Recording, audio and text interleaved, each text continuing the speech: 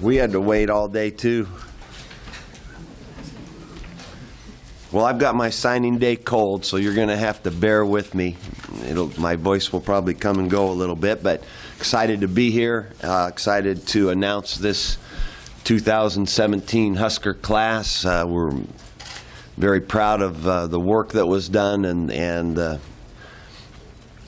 kind of the development of those relationships that get us to the point where we can have a class like this. Lots of people take part in the recruitment here. Everybody's all in at Nebraska.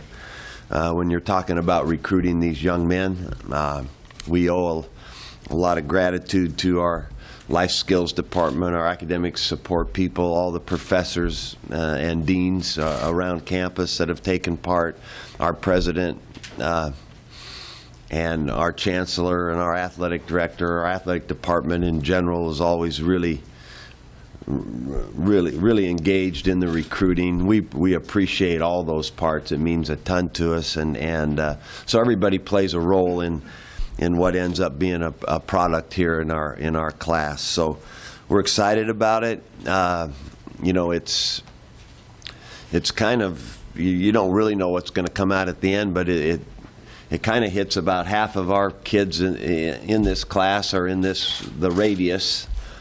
I'm not going to make that overly dramatic, but that's interesting to me, and I think that there is still work to be done with that whole thought. I think, you know, if I have a goal for next year, is we're going to even step up, making sure we cover all the ground in our radius thoroughly. And then, you know, then we've hit those spots that I think is going to be our identity. You know, we hit California, we hit Texas, we hit Florida. We got another kid from Louisiana. You know, we got a kid from Oklahoma. So, you know, we spotted around, got some guys, went up into Michigan and got a guy, first time ever, Nebraska, Delaware guy. You know, that's a good deal. As far as positionally, I think that we kind of hit our marks where we wanted to fill in guys, offensive line spots available, wide receivers, not quite, but pretty close, and probably okay because, you know, I don't know that you want more than 3-4 guys in a class at one spot anyway, so I think this will be all right, and we'll save that for the recruitment for next year. D-line, John Perilla did a terrific job, really good group of kids. Excited about that group. And we're kind of looking forward to how this now develops in the future. We are tweaking plans as we speak of areas where guys recruit, position recruiting. We had a long meeting yesterday about 2018 kids, so we're on to it and getting ready to go. The next order of business for us will be the hiring of our next coach, and then the getting ready for spring practice, which will be fun to do with this group. The 2017 Huskers are ready to go. All right, that's enough speech. Mike, that receiver group specifically, what do you think you got with those 3 guys? Well, I think that, you know, we've got Javon McQuitty, who is a playmaker. He's a tough kid. He's a perfect fit for us right now, and Javon's been committed for quite a while and is in school. You got Keyshawn Johnson, who, you know, his recruitment and his then commitment, and then him being here already. I think when you go back to that sparked a lot of momentum for the Huskers with this recruiting class. I think that Keyshawn Jr. is somewhat of a magnet, and the other guy that's a magnet with him at his high school is Jebbia. So, you know, that was a good deal for us too. So we got Tristan, we got Keyshawn, and then the other receiver that is a really, really dynamic player is Tyjon Lindsey. And so we love that group. You know, yeah, maybe we would like to have 1 or 2 more guys, but like I said, you know, when you get a lot of guys in one class and then you start trying to fit them into play, it becomes a little tougher. So we're going to say this is the perfect number, and go forward with it, and we love these guys, so it worked out real well. Is 4 from California, Mike, about what you'd expect now on an annual basis? You know, Steve, I would say 4 might be high end. You know, 3, 2 or 3, that'd be all right. You know, when I look at this, I'm not gonna get overly anal on this. This is what we should get out of it, and if we don't, because you know, the one thing is we found we did really well in California. I mean, we were down to today. You saw it, right, with a bunch of really good players. And I don't mind that. You know, I hate losing at the end, but, you know, I think it just proves once again that we got what, 4 guys that wanted to come, and we love it. And so we shot our bullets at 8 guys or something like that, and that there's nothing wrong with that. They're really, really good players. Is it always going to work out like that? I don't think so. But we're after the right people. We're down to the last day. We got half of kind of that. You know, Elijah Blades is one of those guys that we got at the end. So, and Tyjon Lindsey, same thing. I mean, 2 pretty high-profile recruits that chose Nebraska. So we're doing the right thing. We do. I think the question is a good one, because it is always about where you put your manpower and where you're going to put your time, and you want to be fruitful in that. So, you know, I think as we go and as we get earlier starts, which we have now, once again, we were earlier last year than we were the year before, and we're earlier today than we were last year, so going on to 18. As we know that, we will get a better picture earlier, I think, of where to really pinpoint. Is this guy an explorer? Does he want to reach out and try something new? The more we can find that out earlier, the better. You know, we went after Foster Sarrell in a great way. We got down. He's the #1 lineman in the country. We got down to the last 2, 3 with him. And, you know, had we known Stanford was his dream school from when he was a little kid, well, maybe we wouldn't have spent that much time on it. But maybe we would have, because we always think we can win. But you've got to make those kinds of decisions, and then you go. So I don't have any regrets about that.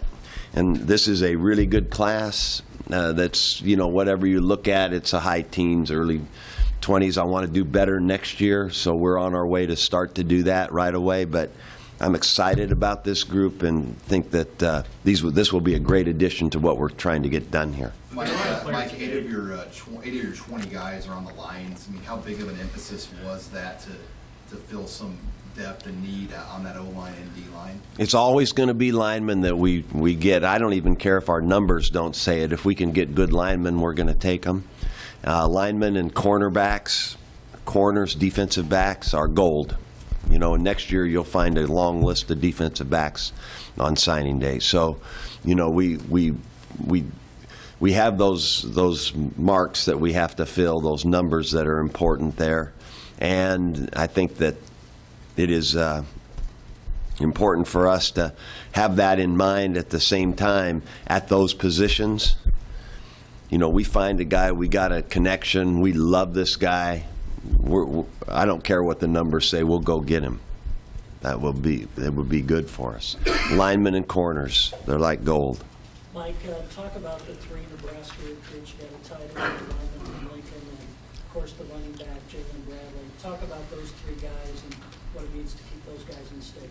Yeah, and the other guy you can count, I think, is Brock Bando. Went to IMG, but was from Lincoln originally, right? So I think there's 4 total, and you know, it's a sign that I think everybody should take note of, that we are going to do our due diligence in our home state as we are in the radius, and we want to make sure that we do it justice. We watched, I know it was a late offer to Chris Walker, but we watched Chris for a long time. We had a lot of eyes on him through his senior year. We wanted to get a senior year evaluation on it, and when we felt we were right that he would be a great addition to this group, we went on it, and we were fortunate to get him.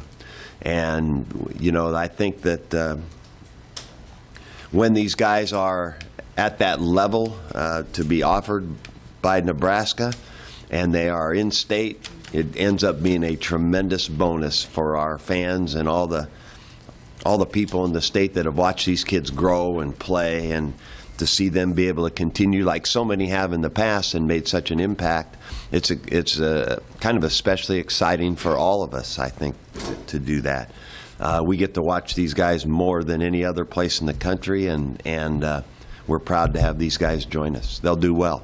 We had a player today who kind of went back and forth in the last week, committed to you guys on Friday, and then made a sort of switch today, maybe it was yesterday. Given all the time and energy you guys put into recruiting him, do you regret having done all of that? And how has the process changed in a way that is maybe making this harder for you guys, Yeah. harder for the kids too? Yeah, I think that, I'll say that without making a blanket statement about kids in general, which I think is wrong to do. We have had some guys committed for a long time that, I'm trying to recall two people recently. Ben Miles was one of them. One of the first things I did was thank him for his longstanding commitment and loyalty to what he said. That is great for us, obviously. Simplifies things knowing what we can count on signing date. Not every guy is built like that, equipped like that, ready to do that, and it can be, in this day and age, very, very confusing to give the kids a little benefit of the doubt. I mean, none of us like that. When we hear that, we'd like to say, okay, we can count on it, and that's going to be done. That's not necessarily reality. I hope it gets back to that. I hope that there's more training about that. I hope that, that there are some families that, when they commit, they just tell you point blank, we have saved this because there's only going to be one commitment from this kid right here. This is what he wants to do. But like I said, not everybody is equipped like that or knows, and these are young guys. So in some respects, we give them the benefit of the doubt and we get it, although it can be very disappointing. And it does make you wonder, about more information earlier might have helped you know what was kind of in the works here.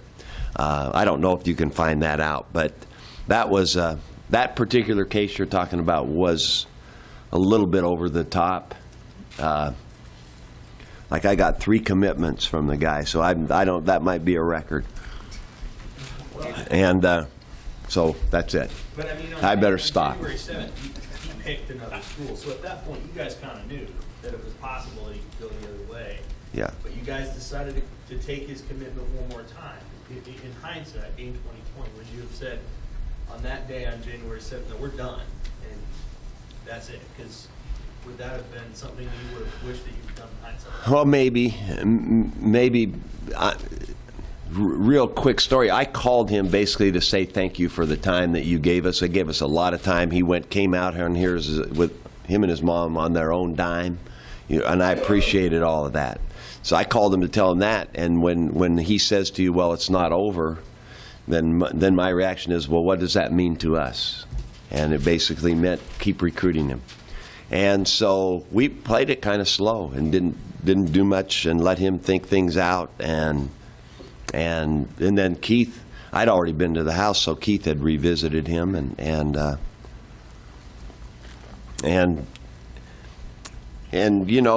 Sam, there's some of these things you can't predict. So with the way things are going in recruiting and the commitments, decommitments, and the flipping and all that, that this basically was instigated by him. I thought it was real. Came back with time. We didn't take anything like right then, no, I'll come to you. We didn't even take that. We just took our time with it. And then we weren't even aware of the fact that he had recommitted to us. And on Friday, we were in the plane. Got off and the phones all had it on there that this had happened. So what do you do? What do you say to that? Hey, Mike, Guy Thomas, coach, said he didn't know what he was going to decide until the last hour. How do you feel about that going into today? Did you feel good about him signing with you, and just the job that John Burrell did overall with him and Damian coming on board? I think that John did a great job with these guys, and Guy Thomas obviously had many options and took a trip as late as this last weekend. We did not know for sure what was going to happen, but John was confident, and John did what I think is probably the most important thing in recruiting. He built up a great deal of trust with Guy. And so they talked pretty openly, and John felt confident, made us all feel good about it, and then Guy ended up signing with us. So we appreciate that. And Damian, he recruited long and hard, long period of time, and I can tell the kind of work that's been done when I end up getting my time to go in the home, and the groundwork that's been laid, it becomes pretty easy. So John did an outstanding job with all that group, those two guys in particular. And I know you thought Dante was going to be a dynamic recruiter when you hired him. Just the job you saw him do in a short amount of time, especially with a guy like Elijah Blades. What did you say about him? Dante, I think, is one of those guys that builds that relationship and trust with guys that travels, obviously. I think that it's hard for a guy to change jobs and then just pull guys with him because it creates some doubt in there. But there were a number of these guys very loyal to him and appreciated that relationship. He stayed with it. He's a connector. There's no doubt about it. Elijah Blades is not here without Dante Williams. There's no doubt about it. So he did an outstanding job, and so that's again part of that. The whole recruiting process is finding the right guys, because you can never discount the evaluation. You've got to do a good, thorough job on the person and the player, and make sure that he's the right fit. And then it's the building through time, and that's the way you like it. And so through the course of time, that's what we'll do coming up for 18 as we begin again to get another class. I know there are a variety of factors, but how many of those wide receivers would you like to see on the field in the fall? These three young guys? Yeah. Would you like all three of them to play, or? I think it's a possibility that they could. I do. I won't commit to what that means, but I will say this: if they do not redshirt, they will be playing in the games. So we're not gonna halfway go it with a freshman. That's the edict around here. That's what I tell the coaches: if we're not gonna redshirt a guy, then he's in the ball games. And these guys have a chance. Two of them are here right now that'll be able to go through spring ball, which will help them a lot. And then the other one is a simply terrific player. Reminds me of another guy I had that I thought for sure was a red shirt, and ended up in fall camp doing so many things that he had to play, and then he became an All-American, James Rogers. I mean, so camp can do that for a guy. And so they're just going to have to play and prove that they're ready. Opportunity is great. Losing three senior players is hard. So, the receiving deal is full of opportunity for guys to make headway and playing in the games. Mike, with the last couple of quarterbacks you've gotten and receivers you've gotten in this class, you kind of feel like you're pointing specifically more towards what you want to do next season beyond? Well, what I want to do is win, and we'll get the best guy to do that, and so we're going to recruit we want a passer. We want a guy that can pass the ball. If that guy can run too, that is really good. I mean, we're not going to turn down one of those dual threat guys at all. As a matter of fact, guys high on our list for next year are that kind of guy. What we know now is we can blend what we have done in the past with what we have learned to do in the last couple of years, and I like that a lot. There are some elements that we've put in over the last couple of years because of the skill set of Tommy that are going to be good for us going forward in the future. I'm excited about that. I think it's been good for Nebraska, and it's been good for our coaches, and it's been good for our playbook. Because I think that has to be forever evolving around your people. If you know, I do not expect, however, to have anybody that can run like Tommy, that's right there right now. So, but does that mean the guy can't run a zone read or can't do some of the stuff that we did? Absolutely not. You know, I think, you know, it might not be a 30-yard game, it might be 10-yard game, but we'll take that. And so I think it puts unique pressure on the defense. We'll select some things that we want to make go and make it part of our identity. And frankly, these guys have all done that in some fashion sometime in their career. They've done a little bit of it in some way. Like you have two open scholarships still. I mean, do you explore the transfer market in May, June with those, or just kind of give them the walk-ons, but you have an idea what you want to do since you've got a couple leftovers? I love that versatility, which will carry through to that time and see what might be available. We had some options last year that we weren't able to basically take advantage of. And this year we will if it's the right guy. Mike, what do you like most about this class collectively? Is there a trait that kind of runs through the entire class, toughness, athletic ability, or a blend maybe of all that?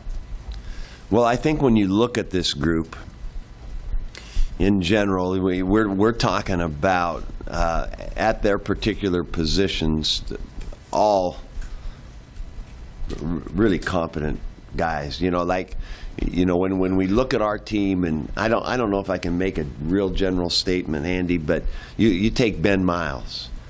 Ben Miles actually gives us a guy that can do a lot of what we've done before with a fullback, and we can just move him out a little bit, and he can do a lot of what we've done before as an H-back. This guy's a really good football player, and he's versatile. You know, the two tight ends I'm very excited about because we need, in what we do in the running game, we need that surface of tight end blocking. And when we have really good wideouts and a good quarterback and we can throw the ball to some of these guys out there, the better your tight end is as a threat, you know, the more choices the defense has to make about who they can double cover, where the focus of their coverage goes to. So we got versatile guys here, and these guys are going to be big, good-looking guys when they put those pads on and walk on the field. So I'm excited about kind of if I could go position by position and talk like this, but that's what we earmarked, that's what we wanted, and in those cases right there, that's what we got. Mike, I gotta get your reaction. Les Miles was on ESPN and he put a Nebraska hat on. Just what's your reaction with him and his dad? I have really been excited to have gotten to know Les through this process. I did not know him at all except on TV and watching him coach. Really enjoyed the home visit. Really proud that family selected Nebraska. I think all Nebraska should feel good about that, you know, with his experience in this business, and that basically he would open the door for his son to come to a school. I think it says a lot about this school. I'm excited about that. I think that kind of the same goes. I saw Keyshawn Johnson on TV today with his Nebraska sweatshirt on. That's all good stuff. You know, it's a good feel that you know, that's what we want to do. We want to create that momentum and excitement and build it and do better. Did you talk about the walk-ons you got? Yeah, we had all the walk-ons that you've heard about. We had them in on Sunday for a visitation.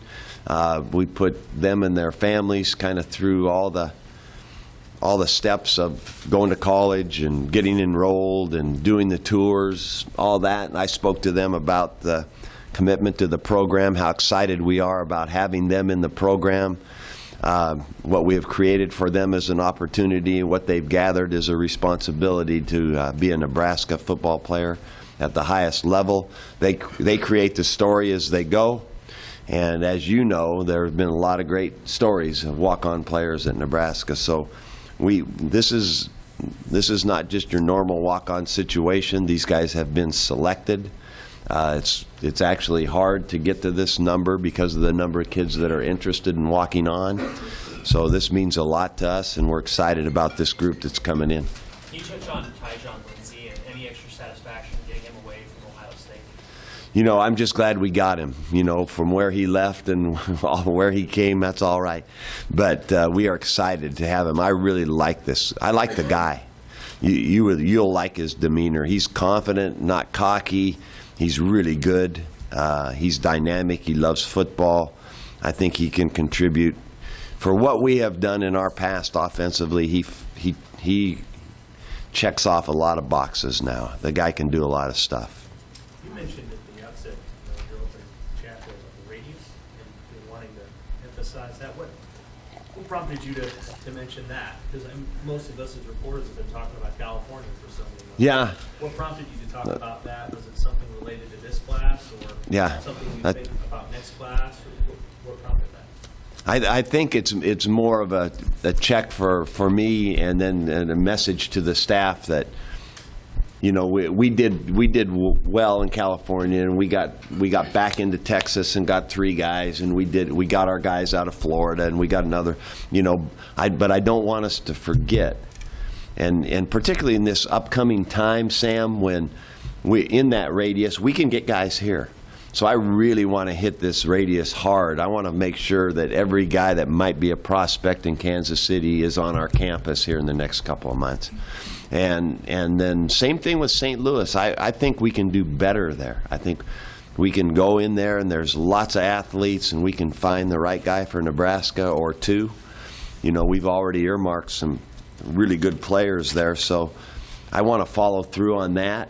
You know, we got another guy out of Indiana this year. I think that says something, that this is all reachable. These folks can drive here.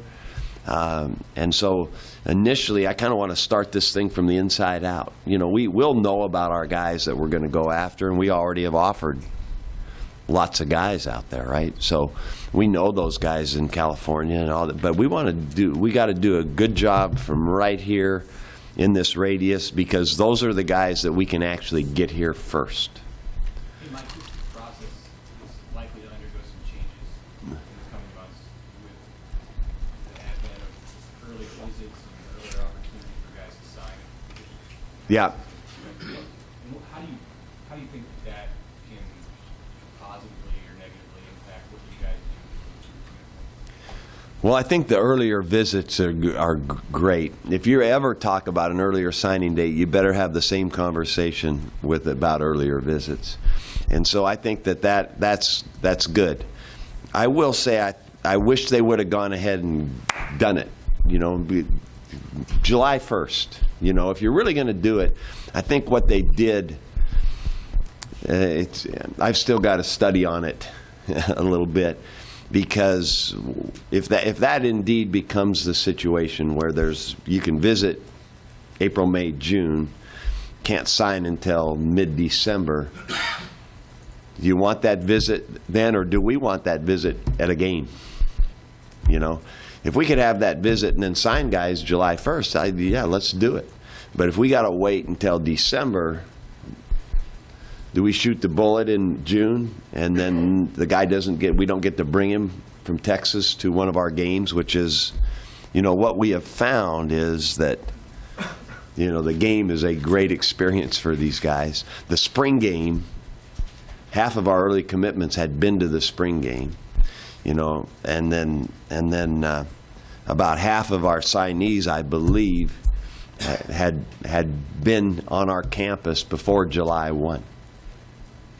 So, you know, yeah, it'll be great to be able to pay for that visit. I think that's right, you know, for these families. I think that's good. Did we hit the exact right mark on I think we kind of chickened out at the end. Make that early signing date, then we got something to talk about. Now we got some decisions to make on how the visits. That's too long of an answer for that question, but there is some strategy involved that I'm not sure about yet. Like camps are now a 10-day window, I think, too. I mean, how does that change things? I know last year, in the last couple of years, you've done almost a 30-day window of camps over the whole month of June. I mean, there'll have to be some strategy, I would think. Yeah, for that too, right? we're going to have to be selective as to the number of camps we have here in Lincoln, which we still want to have. We're going to have Well, I think we're pretty much unlimited as to the youth camps that we can have, which is good. You know, the little kids, you know, so our coaches, players can be involved in coaching those kids. That's kind of what camps used to be about, you know. Now we're talking about camps about recruiting. And so, you know, like our Friday Night Lights, we want to maintain that situation here, and maybe there's 3 of those. And then when we go, we have to select 7 other spots that will be valuable for us in that way. And it's only staff members now. It's not any adjunct people. So you've got to be careful of how you do that. But I think it'll work.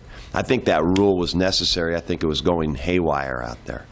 And the fact where the camps can be, that was smart. You know, So you still might work a camp like at San Jose State? Or Yes. Different school? Yes, we can still do that. You know, and maybe whatever it is, it's a total of 10 camps. How many you do on campus, what you do off campus, you can do it. Coach, a lot of talk Do on.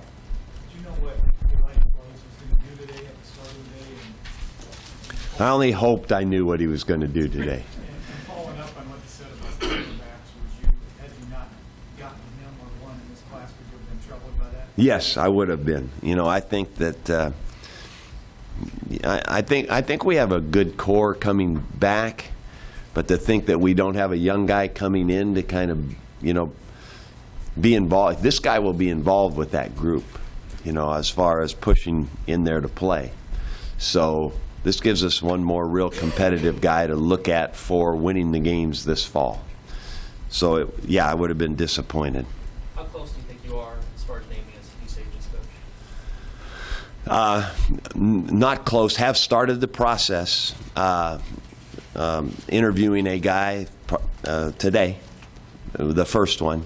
So, you know, I don't want to put anybody on edge by saying this is going to be the day we're going to announce, but we have started it, and I will add to that, the sooner the better for everybody. But I'm not gonna hurry to the point where I don't feel comfortable. We got to pick the right guy. Hey, Coach, what are your thoughts on the defensive recruits as a whole? I think that when you look at it from the front first, it's outstanding, and I think that the four guys there is good. And with the 3-4 defense, you know, a guy like Guy Thomas might be that short side of the field outside backer. That is kind of that tweener guy between a 4-3 defensive end and an outside linebacker that can rush the passer, do a little pass coverage. Lots of length, lots of athletic ability, speed. That kind of a prototype looking guy. If we put him up there right now, you'd say, okay, he's a good looking outside linebacker, short side of the field, 3-4 defense. That's a good looking guy to do that. So the front backer deal, then you get into the true backers, Andrew Ward and Avery Roberts. You know, those guys, those are good football players. So, you know, you move there, and then as was just mentioned, just getting Elijah in this group really helped everybody feel good about what we added. Even though it wasn't really deep in the secondary, the quality was really good. Mike Austin Allen had the knee injury that took away most of the senior season.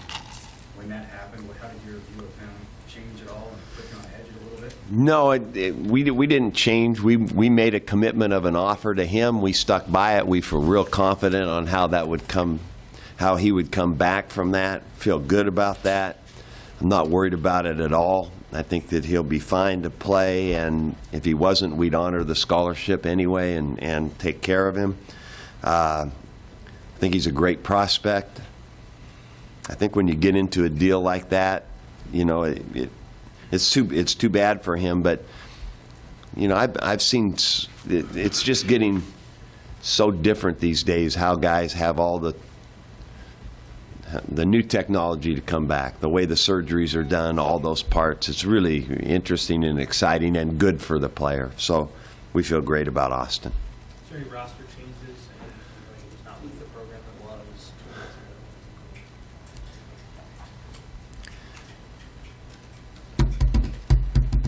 Christian Bailey is not. He's not going to play next year.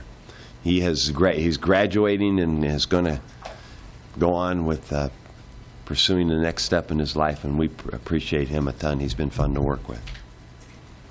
Anything else for Coach? Mike, completely off topic, Super Bowl this weekend. Great game. Your thoughts on it? I'm not sure. No, I think that it's kind of a classic. I think you see one team that the Patriots, that nobody's surprised that they're there. I mean, the beauty of the Patriots is how they have been so good for so long and so consistently. That's a remarkable thing in that. So you've got that team, and then you saw an example of a team that's hot.